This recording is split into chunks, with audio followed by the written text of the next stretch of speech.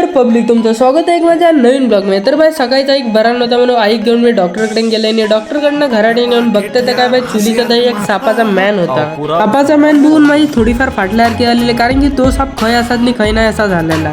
त्याच्यानंतर वाडीत जाऊन बघते तर काय आपल्या वाडीत भांगार रोडली, त्या कारण भांगार रोडला की सायकल विकूचा प्लॅन झाला, पण त्या भांगार रोडला त्या सायकलची प्राइस काढलं फक्त 75 रुपये। त्याच्यानंतर भाई मी मिथलेशच्या घराडे गेले आणि बघते तर काय मिथलेशनी आपली नवरात्र जवळ येतात त्या कारण देवीने लिपूक घेतलेले आहे। त्याच्यानंतर संध्याकाळी आपण गेलो आपल्या जिम मध्ये आणि जिम मध्ये गेल्याच्या नंतर बघता होतं काय बाय जिम मधलं बाय ब्लपच पेटत नव्हतं आणि ब्लप पेटल्याच्या नंतर आम्ही आपलं वर्कआउट करून घेतलं। बाय वर्कआउट झाल्याच्या नंतर मी गेले किराणा मालाच्या दुकानात नाही थैना थोडंफार सामान घेतले आणि त्यानंतर घराड्यात जाऊन बघते तर काय आईने आपल्यासाठी बाय स्पेशल मोदक केले।